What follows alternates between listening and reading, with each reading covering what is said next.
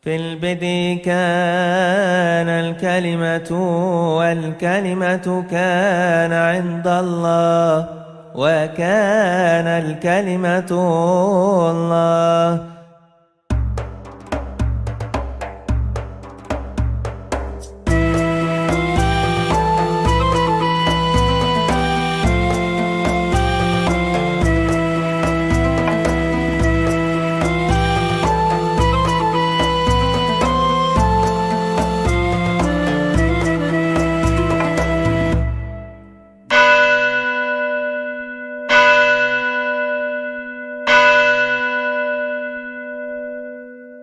Kenapa orang Kristen selalu dituduh bahwa Alkitabnya palsu? Lalu mereka mengatakan, yang dikorbankan itu bukan Ishak tapi Ismail. Lalu ada seorang teolog besar Islam, namanya itu adalah Ibnu Taimiyah. Nah, Ibnu Taimiyah inilah orang yang pertama menuduh bahwa kitab Kejadian ini, khususnya pasal 22 ayat 2 itu palsu katanya.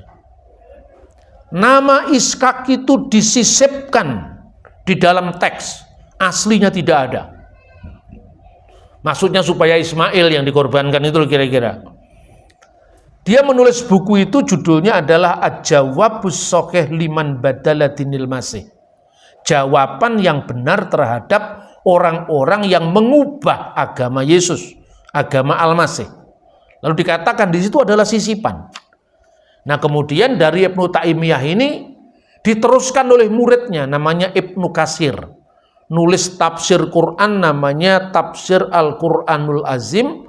Lalu di situ dibuktikan bahwa Ismailah yang paling masuk akal yang dikorbankan oleh Abraham. Salah satu argumentasinya, ambillah anakmu yang tunggal. Loh, yang tunggal? Anakmu yang tunggal kan tidak hanya Ishak, bahkan yang pertama Ismail dulu, kenapa harus Ishak? Misalnya itu. Kemudian diteruskan lagi oleh Abdullah Wasi'an, kira-kira tahun 90 tahun 80 sekian itu, saya koleksi bukunya. Kata dalam ayat 2 itu terjemahan Indonesianya, jadi mereka menuduh tadi yang teks asli, sekarang teks Indonesianya. Ambillah anakmu yang tunggal itu yang engkau kasih, yakni Ishak. Lah, kata yakni Ishak ini pasti sisipan. Kenapa harus dikatakan yakni Ishak? Saya pernah ditanya ini, coba Bapak amati teks ini. Waktu itu orang belum bisa lihat di Google Hebrew Bible. Kan sekarang sudah bisa toh? Dulu kan belum bisa. Coba Bapak tunjukkan yakni Ishak. Terus saya bilang, Pak, kalau Bapak baca terjemahan Quran, satu terjemahan dengan terjemahan yang lain itu berbeda, apakah itu palsu? Contohnya Pak? Lah contohnya Bapak membaca terjemahan Bakhtiar Surin, ya. Di situ ada ungkapan dalam surat Zukhruf ayat 61, wa innahu la ilmul lisa'ah. Sesungguhnya diterjemahkan oleh Bakhtiar Surin, Al-Quran itu benar-benar memberi pengetahuan tentang hari kiamat. Ini Al-Quran loh. Lalu Bapak baca di terjemahan Al-Hasan, wa innahu la ilmul lisa'ah. Sesungguhnya Isa itu memberi pengetahuan tentang kiamat. Ini Isa apa Quran? Teks aslinya Pak, loh teks aslinya memang wa innahu, dan sesungguhnya dia. Dia itu bisa merujuk Quran, bisa merujuk Isa, tapi konteksnya di sini apa kan itu kan? Lah, teks itu aslinya begini. Kenapa kata yakni itu tidak ada dalam bahasa asli? Cuman dikatakan wa yumir, dan berfirmanlah Tuhan, wa yumir, dan berfirmanlah. Maksudnya Tuhan, kahna et bineka et yehitika asr ahabta et yitsak wilehlika il arid hamurya. Artinya apa? Kahna, ambillah sekarang, ya, et bineka, anakmu, et yehitika, yang tunggal itu, asr ahabta, yang kamu kasih, et yitsak, Ishak itu. Tidak ada kata yakni di sini. Tapi kenapa ada kata yakni? Loh itu kan pemantas bahasa, Pak. Ini bahasa Inggris Anda terjemahkan dalam bahasa Indonesia. Tidak bisa sepenuhnya harafiah. Al-Quran tidak menjelaskan siapa anak yang dikorbankan. Hadis itu kumpulan sabda-sabdanya Muhammad, ada versi Iska, ada versi Ismail. Lah yang bermasalah itu Anda sendiri kok, orang lain kamu ajak apa bermasalah soal Ismail Ishak. Selesaikan dulu masalahmu. Kalau Alkitab tidak ada masalah sejak dulu sampai sekarang. Memang itu Ishak gitu loh. Terus ada lagi jawaban. Ternyata bukan Ishak dan bukan Ismail, Pak. Ternyata adalah domba. Itu jawaban orang malas itu. Benar nggak? Kelihatannya hanya seperti guyon, tapi sebetulnya itu jawaban orang malas itu. Orang saleh tapi salah itu. Kelihatannya kan menghindari konflik, tidak usah dijawab, tapi kan ngambang akhirnya kan. Saya jelaskan. Lalu sekarang ini setelah era internet, orang kan mulai menerjemahkan naskah Laut Mati. Banyak. Penerbit Mizan itu telah menerbitkan terjemahan naskah-naskah Laut Mati dalam bahasa Indonesia. Penerbit Islam di Bandung, Mizan. Lalu dengan munculnya berbagai macam akses yang mudah sekali di medsos, ya. Sekarang naskah-naskah Qumran itu sudah kerjasama dengan Google Museum Israel itu. Dan Anda bisa langsung mengakses naskah Qumran sekalipun belum lengkap. Lalu berdasarkan reaksi mungkin ya terhadap perkembangan penerbitan naskah dan sebagainya, sekarang banyak polemikus muslim memanfaatkan itu. Nah, terus saya bilang, bagaimana kita menjawab itu tanpa harus bermusuhan?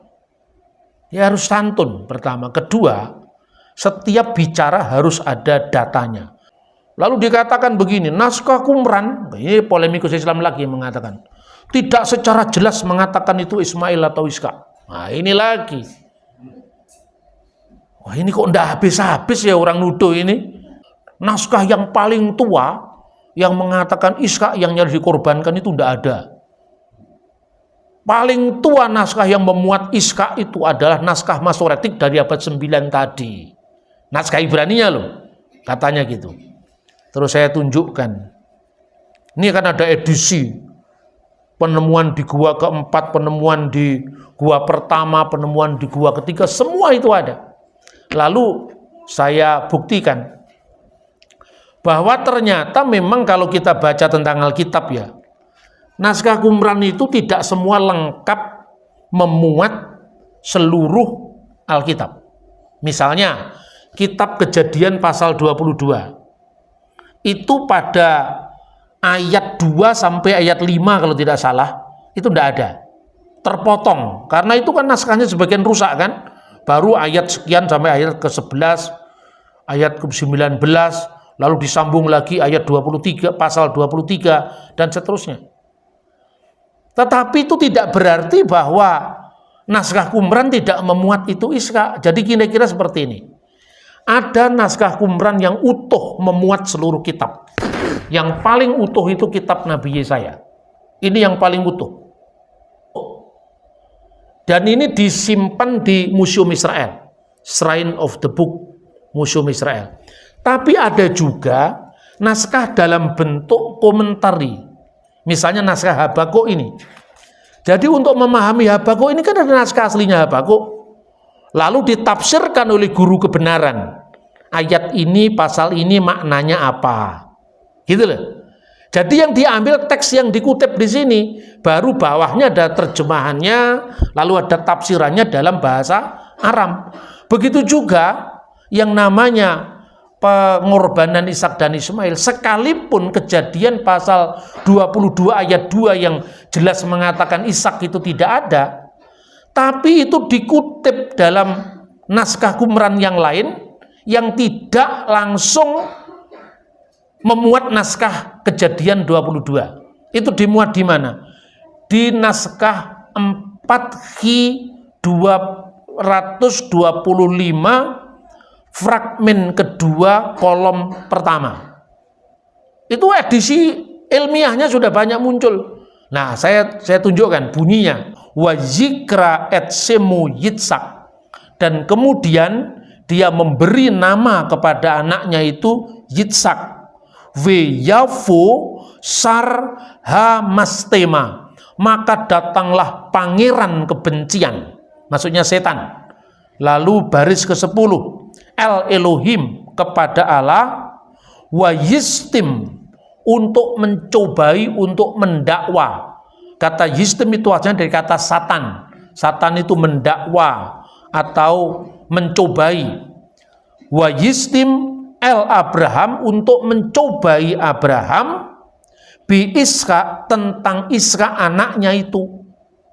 Wa yomer Elohim maka berfirmanlah Allah. Baris ke-11 el Abraham. Wa yomer Elohim el Abraham. Berfirmanlah Allah kepada Abraham. Baru dikutip Kejadian pasal 22 tadi. Kah et binekah et Yitzhak et Yehitikah Asher ayat baris ke-12 Oto ahabta wha alehu li dan ambillah anakmu yang tunggal yang kau kasih yaitu Ishak dan bawalah dia untukku persembahkanlah liolah sebagai korban bakaran al-ahad pada suatu haharim suatu bukit Hagebuhim, bukit yang tinggi, maksudnya bukit Moria. Di sini ada kutipan pasal 22 ayat 2, tapi kutipan ini tidak langsung berkaitan dengan pasal 22 gitu loh. Namanya juga naskah kuno. Naskah kuno itu kadang-kadang ada naskahnya yang hilang. Kalau ada naskahnya yang hilang, tidak berarti itu bukan bagian dari naskah. Naskah Yahudi sekarang, orang Samaria. Samaria juga mengatakan itu Ishak. Cuman ada perbedaan. Hamuria dibaca Hamure. Karena orang Samaria itu menolak Yerusalem. Berarti kecenderungan sekte. Tahu sejarahnya orang Samaria, Bapak Ibu? Israel yang berasal dari utara, suku Yusuf, suku Naftali, itu ingin gabung kepada orang Yahudi kerajaan selatan di Yerusalem. Kan kerajaan Salomo pecah jadi dua kan? Yang di utara itu Yerobeam, yang di selatan Rahabeam. Yang di utara nanti ibu kotanya Samaria, yang di selatan ibu kotanya Yerusalem. Tahun 586 sebelum Masehi, bangsa Yehuda ini mengalami pembuangan ke Babel. Tahun 537 atau 38 muncul dekret dari Raja Kores Agung, dan itu bukan hanya tercatat dalam kitab Esra, kitab Nehemia, itu ditemukan prasastinya, yaitu prasasti Selinder Raja Kores Agung, memberikan kesempatan kepada orang-orang Israel untuk kembali ke wilayahnya, dikembalikan ke tanah airnya, termasuk bangsa-bangsa lain, plus satu bonus, boleh membangun bait suci untuk Tuhannya masing-masing. Termasuk orang Yahudi ini, ketika mereka mau membangun bait suci, yang di utara ini mau gabung. Ditolak. Kenapa? Kamu sudah menikah dengan 5 suku, Babel, Awa, Kuta, Sefarwaim, Hamad, maka tidak boleh masuk. Sakit hatilah orang Samaria.